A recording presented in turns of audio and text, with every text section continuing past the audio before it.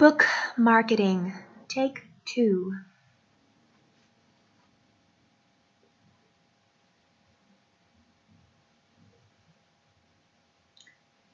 Here I am in my little cave, and I want to read one of my books to you because it's Christmas time, and I'm sure you know someone who would enjoy a book like this. It's unlike any other book out there right now.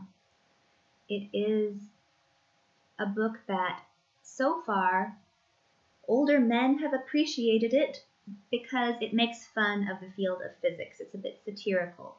But I think that young people would like it too because it gives them a sense of what a career, the funny things about a career in physics. So I am going to read some part of this book to you, which will hopefully make you want to read it. I don't know. Which part?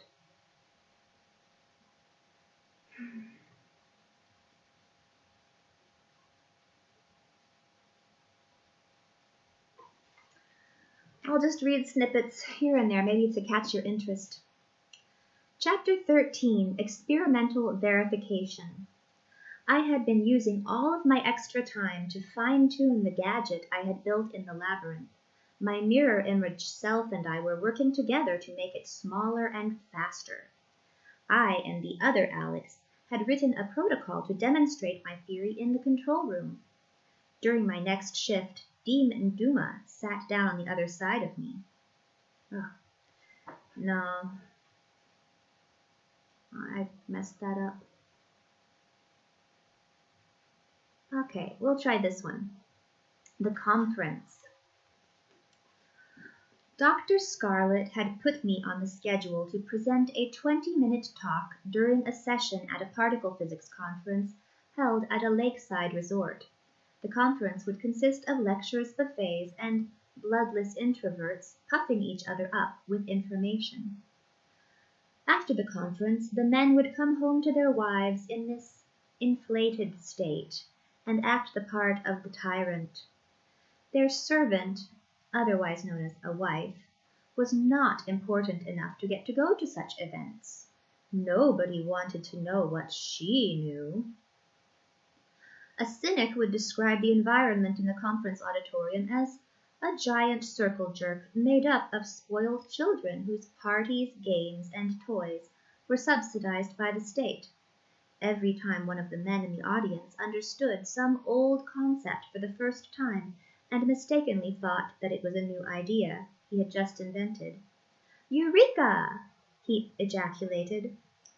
If this ejaculate lands in the right place at the right time, it can lead to the birth of new and useful contraptions, but most of it does nothing more than leave a sticky film on things.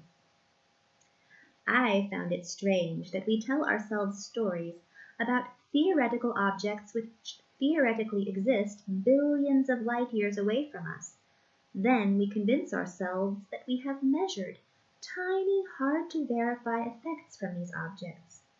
After that, we claim to have verified the theory which predicted the existence of the theoretical objects in the first place. I wondered, is that circular logic or is it just me? I told myself a story to check. I have a theory that a unicorn lives in the next valley, and the unicorn dust makes a very special signal on my pixie-pometer. After 30 years and several $billion of public investment, I see the signal. That must mean my theory is correct. Science is awesome. I am awesome. We are all awesome. Let's go draw some pictures of unicorns. I sighed. Arrogance is the worst form of stupidity. It is as though they have forgotten that they have something to offer the world other than their capacities as vessels for specialized information. No one has ever wanted to know anything that I knew before. Could this presentation be the only worthwhile thing I will ever do in my entire life? It's all a matter of perspective, my wiser self answered. I wonder if there's anyone at this conference who would be interested in talking to me. Probably not. Talking to me would lower their status in the eyes of their colleagues. Are internal conversations crazy? I asked myself. I don't know. It is probably less crazy than inventing an imaginary friend to talk to, I decided. This led me to wonder if I was actually conversing with the mirror image of myself which I had discovered lurking within the machine.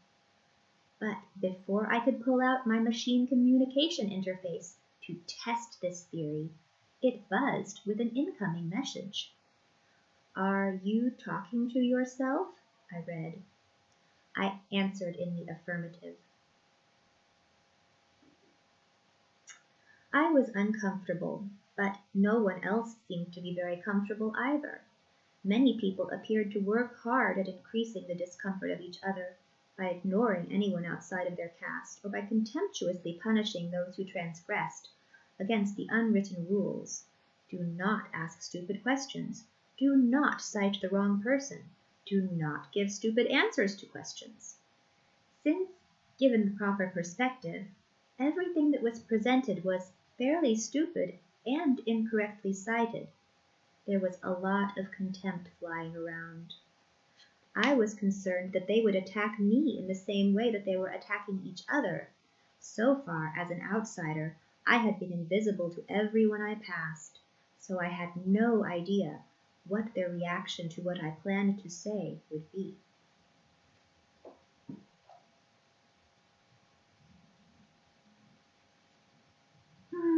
Well, it is my first novel, so it's not perfect, but it has a lot of interesting stuff in it, I think. It's a bit more playful than my blog writings.